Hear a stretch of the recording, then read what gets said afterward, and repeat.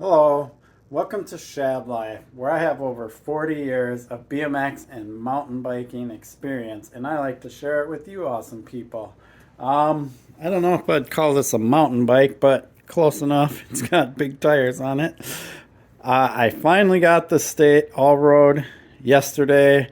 I assembled it and still have some, fine tune adjustments and things to do on it, like the brakes. I did get the shifting working really good, things like that. But as I assembled it, I kind of went over the bike a little bit closer in detail. One of the things I do want to point out, and this seems to be a common theme amongst all people that are reviewing this bike, is the derailleur hangers are coming bent. And this is like something that I've seen reviews going back over a year now, because this bike's been out for a little over a year, around a year. And they were talking about bent derailleur hangers. So somewhere along the lines, the way the bike is being shipped isn't protecting the derailleur. And I did point out that if you look at the derailleur itself, you can see that the finish is worn off there. So something's pressing against it, or the way that it's being tossed around in the box. So I do want to talk a little bit about that, like packaging a bike. My assumption is this bike is coming from China direct, basically landing on the U.S. shores, getting, maybe there's extra tape on the box, maybe they opened it and put other stuff in there, because I found my tire sealant and rim strip and stuff for setting up tubeless in the box and stuff. But aside from that, they basically just ship it right to the consumer. And that's pretty common. There are a few companies out there, and I think Canyon is one of them, and I'm sure some of the other more higher end bike companies. They actually do the packing and the assembly and stuff in-house. Even if their frames are manufactured overseas, they still do a lot of the stuff in-house. You're going to get a bit better build quality that way, I think. And Canyon, from everything I've seen on reviews about them, they are super meticulous about how the bike is packed. So that's kind of, in a nutshell, my initial review of this bike. And here are some videos from yesterday of me unpacking it, and then going over the bike and some of the key areas that I'm going to point out here about the bike. But we have to keep in mind how much I paid for this bike. The base price of this bike is $8.99, and then I did get the carbon fork. I'll show you that here. And it just came in its own box.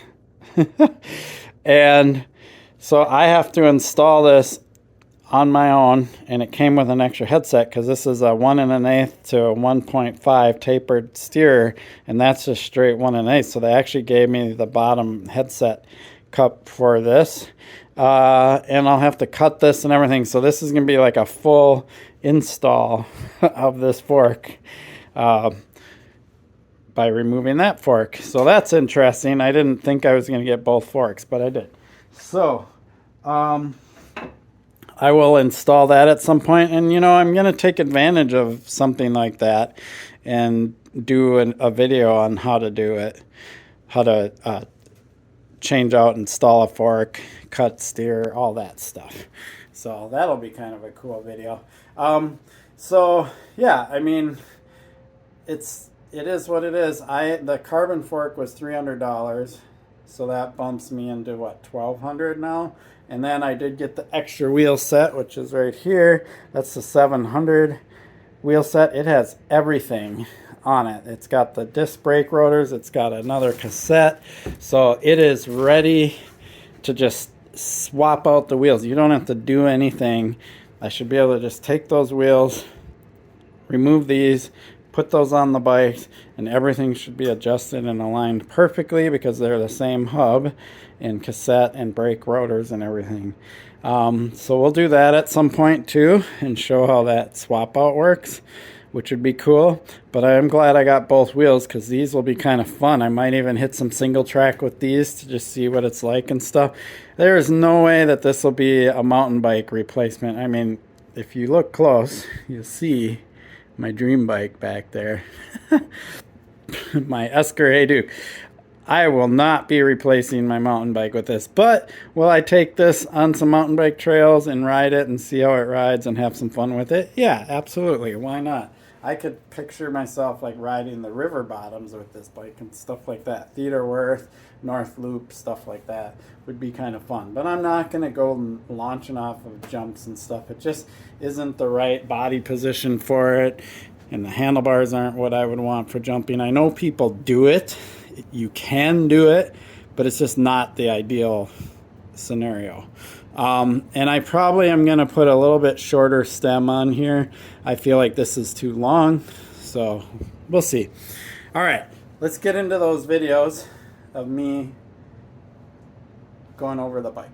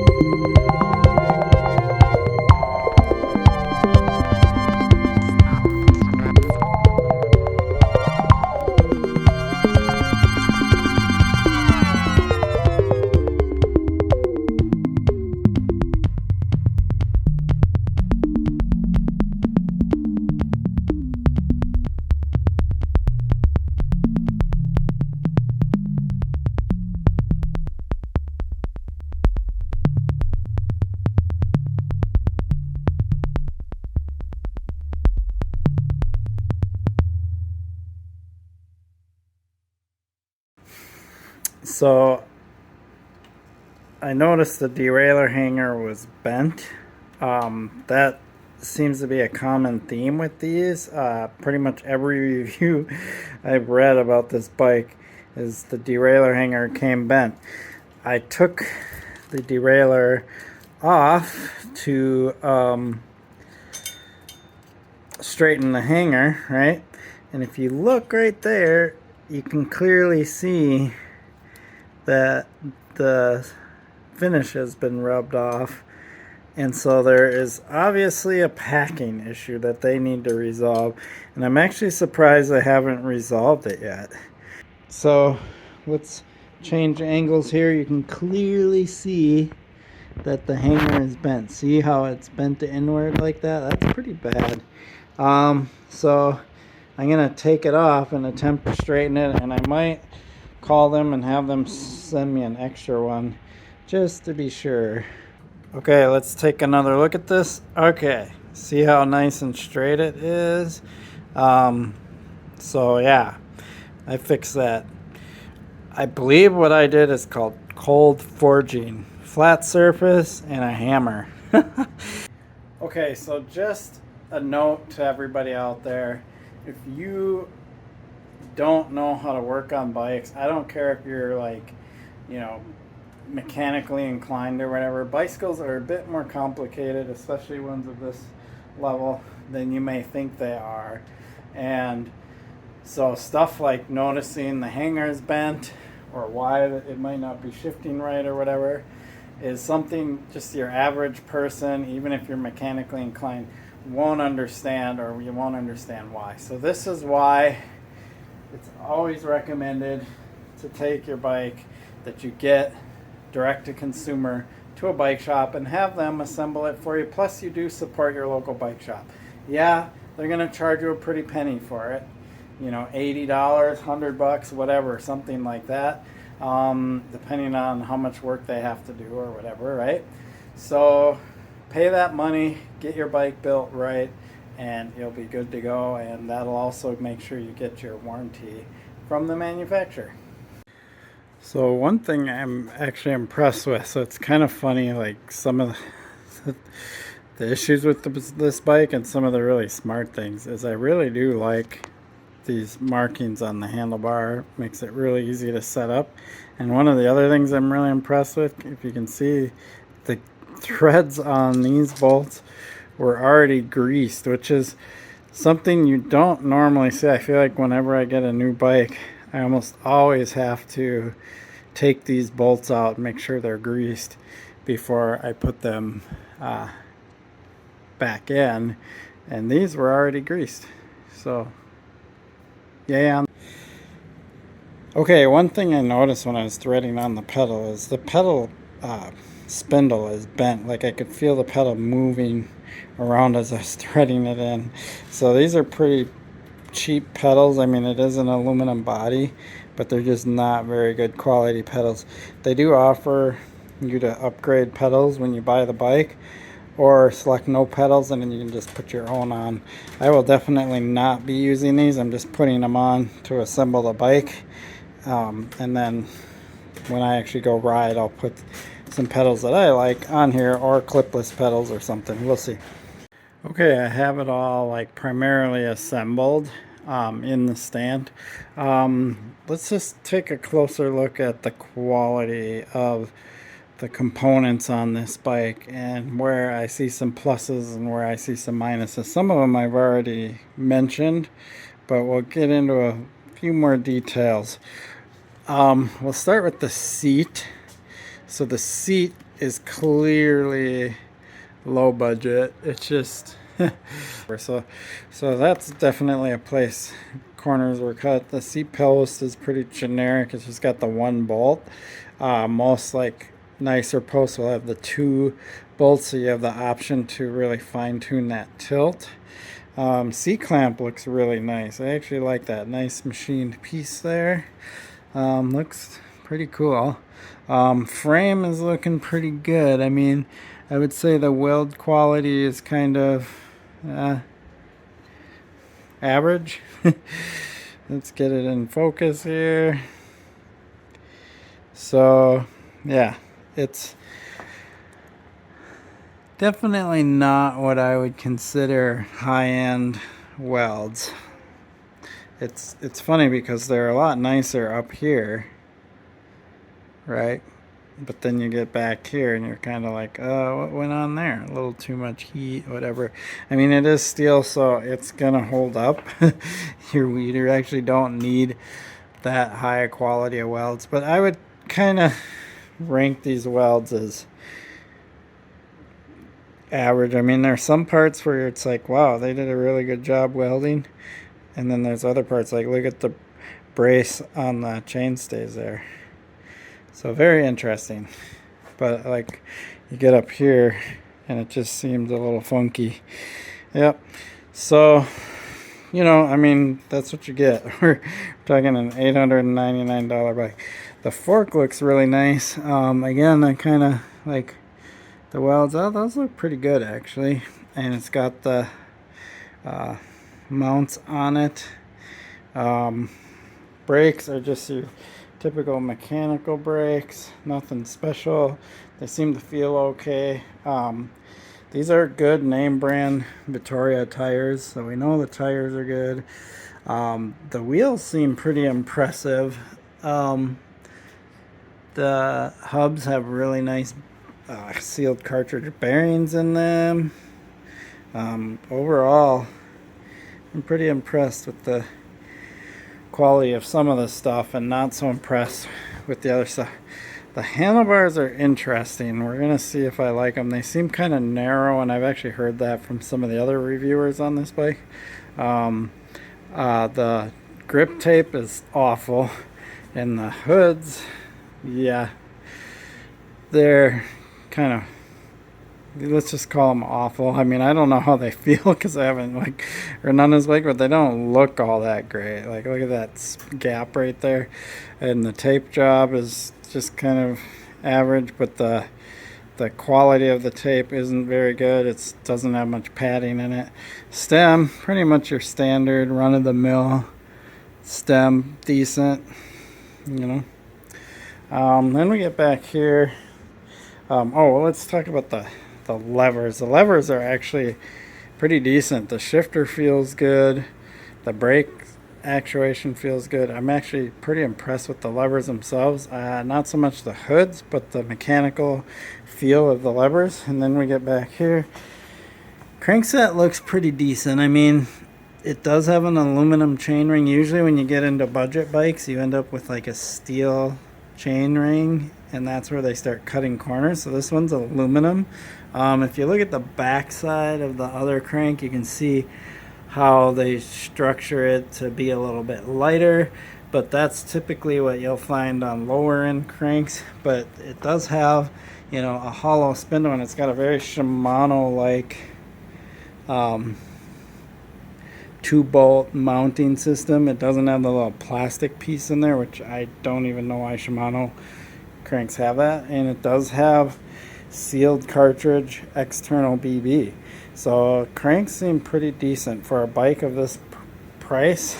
That's kind of above what I would expect, because I see bikes even in the, you know, mid 1500s or even 2000, you know, like with an NX crank or something that has a steel chainring, or SRAM Apex has steel chainring, things like that. The rear derailleur, although a little beat up, seems to shift okay and works. I did straighten the hanger, so now it shifts in all the gears and works pretty well. Looks kind of cool in that sense.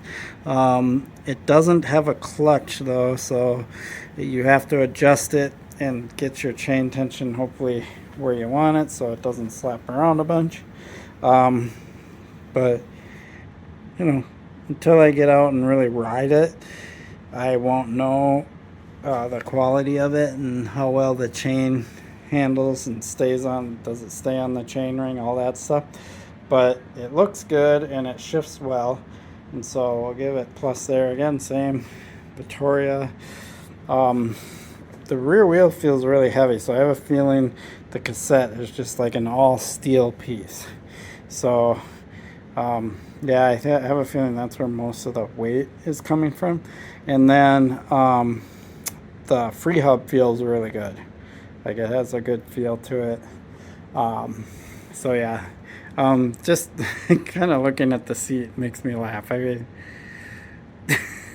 that doesn't even look like they tried to make the seat decent.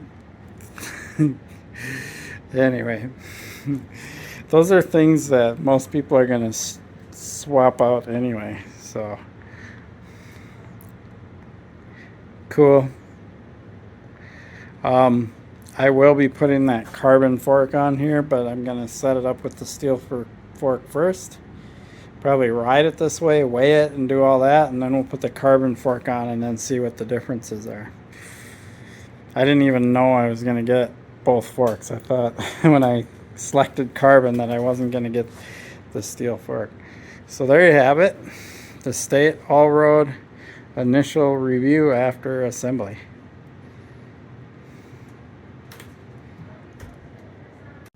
Okay, there you have it. I'm super stoked about this bike. I can't wait to get out and ride it. I'm going to show you this window here we just got dumped on. So it is still middle of February. I'm going to say I'll probably get out and start riding this around late March. So then I'll start doing more riding reviews. Unless I do decide to take it out into the slop, I mean, especially with the cost of the bike, I don't really care if I take it out into the slop. But yeah, I'm going to be riding this and reviewing it pretty much throughout the summer, and maybe doing some upgrades and things like that. And we'll see if I actually use this bike for any of the events that I have planned. I don't know yet until I ride it. I pretty much equipped my Esker Hey Duke as my event, more performance oriented bike. So we'll see if this one has any reason to do a gravel race or something. Definitely do some gravel rides with it though. Awesome. I really appreciate your support from my channel. Please like and subscribe. Peace.